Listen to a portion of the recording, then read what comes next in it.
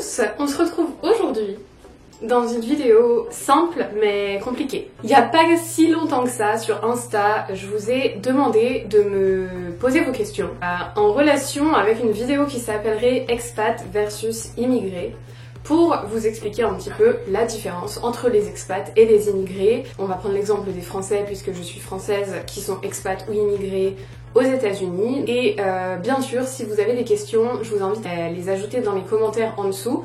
Sauf si vous les aviez déjà posées sur Insta, probablement, j'ai déjà noté celle-ci. Ouais, ça va vraiment être l'occasion de vous expliquer un petit peu la différence entre les deux. Pourquoi je vois l'intérêt de faire une partie 1 à cette vidéo? Parce que dans mon objectif premier, je voulais faire une FAQ. On va avoir la compagnie de Miss Sally qui va être en arrière-plan en tant que figurante dormeuse. Et en fait, je me suis rendu compte, de par les questions qui m'ont été posées, que les deux termes ne sont pas compris. Du coup, il y a des questions vraiment qui m'indiquaient en fait que certains d'entre vous ne connaissent pas la différence. Et je vous avoue qu'il m'a fallu du temps en fait pour reconnaître la différence exacte moi-même, parce qu'il y a des statuts un petit peu particuliers, des fois des espèces d'entre-deux. C'est un petit peu compliqué, malgré que pourtant on a fait les démarches de visa, de carte verte, etc. Je vous avoue que pour moi ça s'est éclairé quand on a commencé les démarches de carte verte en fait. J'ai vraiment compris la différence à ce moment-là. Voilà. On se retrouve dans une nouvelle vidéo. Bonjour à tous. Qu'on va pas vous filmer au parc finalement parce que c'est beaucoup trop bruyant. Mais cette vidéo va être pour vous présenter la différence entre les immigrants aux États-Unis. Qui sont devenus immigrés? Non, on était des aliens, des non-résidents aliens. On n'était pas sur un statut migrant au début, mais je vais vous expliquer tous les détails. Vous étiez des riens quoi. Des riens. La différence entre ça et les... Nous aussi, on est des aliens résidents. Et vous mais êtes des expatriés. expatriés. Voilà. En gros, ils ont plus la classe que nous. Ils ont plus la classe. Faut pas le dire. Oui, en gros, en résumé, ils ont plus la classe que nous. Et je vais vous montrer la classe. La classe. Voilà, Jeff. Montre la classe. Je suis là. La classe à l'état pur. C'est vrai. Expat Ici, aussi. on a 3 expatriés là. Ouais, 3 expats. C'est la brochette expat. Deux qui viennent de Belgique et un d'Angleterre. UK. Oh, Angleterre. Bonjour. Bonjour. Bonjour tout le monde. Dans cette vidéo, dans une première partie, je vais vous expliquer la différence entre expat et immigré. Et en deuxième partie, je vais commencer à répondre aux questions, justement ces questions qui restent intéressantes, mais je vais vous expliquer pourquoi et comment elles me font justement penser que certains d'entre vous n'ont pas forcément compris la différence entre les deux. On va faire une vidéo avec un couple d'amis à nous qui sont des expats ici, et nous on est immigrés, donc ça va vraiment nous permettre de répondre aux différences avec nos différentes expériences, nos différents points de vue selon justement ce statut qu'on a et qui, croyez-moi, change beaucoup de choses. En gros, c'est parti pour les deux définitions et je vais commencer par le terme d'expat. Pourquoi? Souvent, j'utilise le hashtag expat, ou j'utilisais même avant beaucoup le mot expat dans les titres de mes vidéos. Pourquoi? Parce que le mot immigré n'est quasiment jamais recherché sur YouTube. Si vous cherchez immigré aux États-Unis, vous n'allez pas voir beaucoup de vidéos avec ce titre, même s'il est très clair que la plupart des expats sont parfois des immigrés. Ce qui est notre cas désormais à Kevin et moi. Mais sachez qu'au début on était un petit peu dans une zone grise, je ne sais pas trop quoi, c'est-à-dire sans statut réel, dans le sens où quand on est arrivé, Kevin et moi, aux États-Unis, Kevin, du coup, quand il a cherché un travail aux États-Unis, c'est pas vraiment un travail qu'il cherchait, c'était un post-doctorat. Et après un post-doctorat, théoriquement, tu rentres dans ton pays d'origine. Donc nous, dans l'idée, la première année, on savait pas du tout qu'on aurait l'opportunité de rester par la suite. On savait toujours pas la deuxième année et toujours pas la troisième année non plus d'ailleurs, pour tout vous dire. Et notre statut, c'était, on avait un visa qui est considéré un visa non immigrant. Donc on n'était pas vraiment immigrant parce que dans l'idée, t'es censé retourner dans ton pays, mais dès lors qu'on a commencé les démarches de carte verte, on est devenu alors là immigrant, même si on verra que parfois des expats peuvent avoir l'opportunité carte verte aussi et décider de rester, et dès lors il me semble que du coup ils passent aussi immigrants. Je suis pas très sûre là en l'occurrence. De toute façon, après la carte verte, généralement après 5 ans tu peux demander la nationalité, donc tu deviens citoyen américain. La plupart des gens vont demander la citoyenneté, donc voilà. Donc pour moi un expat, c'est maintenant que je connais les conditions en fait d'arrivée et les conditions de travail et l'expérience en fait de quelques expats ici, c'est quelqu'un qui n'aura pas de dépenses de visa, qui va venir avec des conditions avantageuses et en fait qui a été en quelque sorte muté par son entreprise, par exemple son entreprise française, aux États-Unis, à des postes généralement qualifiés ou qui requièrent un certain niveau de compétences ou d'expérience, mais ouais, voilà, on en parlera probablement un peu plus dans cette vidéo ou la prochaine, probablement. Et du coup, je vais vous lire la définition qu'on trouve sur internet, donc la définition officielle, la définition du dictionnaire maintenant. L'expatrié, c'est donc une personne qui réside en dehors de son pays d'origine. Le terme va souvent référer à un professionnel ou à un travailleur qualifié qui a l'intention en définitive de retourner dans son pays d'origine et de ne pas rester aux États-Unis. En l'occurrence là, vu qu'on parle États-Unis-France par exemple, un Français qui vient de travailler pour une entreprise et qui envisage théoriquement de rentrer après quelques années en France, c'est pas censé être définitif le contrat expatrié. Cependant, ça peut aussi référer à par exemple les retraités, les artistes ou n'importe quel individu qui a décidé de vivre en dehors de son pays d'origine. Immigrant par contre, et là je vais vous lire directement la définition qu'on a du coup sur le net, l'immigrant c'est donc un mouvement international de personnes qui vont dans un autre pays pour lequel ils ne sont pas natifs ou dans lequel ils n'ont pas la citoyenneté du coup, dans l'objectif de s'installer en tant que résident permanent ou de devenir à un moment donné des citoyens de ce nouveau pays. Ça va parler de mouvement international parce que souvent, c'est un mot qui est utilisé quand il y a vraiment des vagues de migration d'un seul coup. Ça peut être pour différentes raisons. Par exemple, je vous parle des États-Unis, mais il y a des migrations possibles en tant que réfugié politique, par exemple. En l'occurrence, c'est une possibilité. Mais en soi, demander la carte verte, c'est l'intention de résider de manière permanente aux États-Unis et donc de devenir aussi peut-être éventuellement citoyen américain ici un jour, ce qui est l'intention de Kevin et moi depuis le jour où on a commencer les démarches en fait de cette carte verte. Donc je considère qu'on est devenu immigrant le jour où on a commencé à se dire ouais, on va faire les démarches de la carte verte et qu'on a pris le premier rendez-vous avec l'avocat. À partir de ce jour-là, dans ma tête, je me considérais immigrante, déclic, parce que l'intention de rester sur très longue durée. Et aujourd'hui, à l'heure actuelle, je vous avoue probablement l'intention de rester définitivement, en tout cas jusqu'à la fin de notre carrière professionnelle. Après, qui sait, on peut jamais savoir. Il y a tellement de pays, tellement d'idées qui fusent, tout ça, savez-vous. Mais pour l'instant, c'est vrai que je n'imagine pas du tout partir de ce pays. Donc je suis définitivement immigrante. Voilà, j'espère que tout ça, ça vous mène à avoir des questions et si vous en avez, n'oubliez pas, on va avoir des invités sur la chaîne très bientôt, des expats du coup, donc n'hésitez pas à poser vos questions, etc. Dans les commentaires en dessous, je les noterai toutes et celles que je retrouve plusieurs fois, je les grouperai bien sûr, mais on n'en loupera pas, vraiment.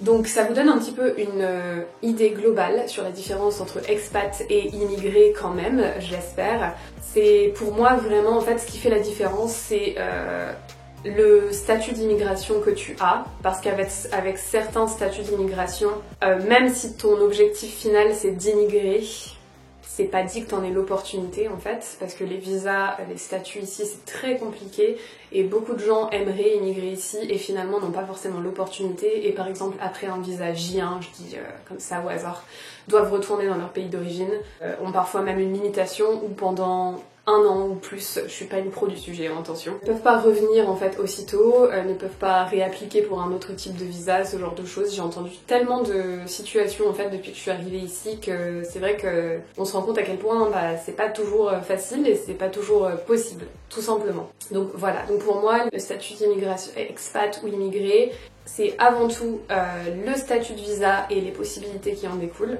Puisque certains visas sont non immigrants et certains visas sont migrants, donc forcément si tu arrives avec un visa migrant, tu es un immigré aussitôt. Si tu arrives avec un visa non immigrant, alors soit c'est un visa qui te permet pas de rester, soit tu as l'intention de rester et parfois la possibilité va s'ouvrir, et dans ce cas-là tu vas passer d'expat à immigrant. Voilà. Pour moi voilà, c'est ça la différence majeure, mais aussi comment on va reconnaître rapidement un expat, de par les conditions d'arrivée, je vous disais, et je vais rester vague exprès sur le sujet, comme ça si vous avez des questions, vous allez bien me les formuler et on va pouvoir y répondre ensemble avec notre couple d'amis expats, ce sera je pense très très fun. Et ensuite l'intention aussi, parce que tu peux avoir un visa migrant et pour autant ne pas avoir l'intention de rester ici, certains repartent ensuite, et je pense que l'intention joue pour beaucoup aussi. C'est-à-dire que vraiment quand t'es un immigrant, tu dois avoir dans l'idée de rester quand même sur une longue durée et éventuellement d'être naturalisé aussi, enfin d'obtenir la citoyenneté. Il faut savoir d'ailleurs que devenir migrant aux États-Unis c'est très compliqué. Vous l'avez vu avec Kevin et moi, il a fallu des années avant qu'on puisse enfin faire commencer les démarches pour la carte verte, qui sont elles-mêmes très longues aussi.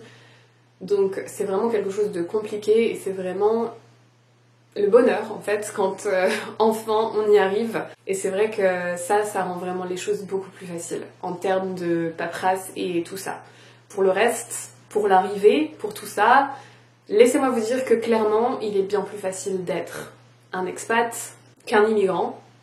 Et là encore, vous allez trouver ça un petit peu bizarre parce que Kevin et moi, comme je vous dis au début, on n'était pas vraiment immigrants, mais le statut dans lequel on arrivait, c'était pas non plus un réel contrat expat. C'était pas un réel contrat expat.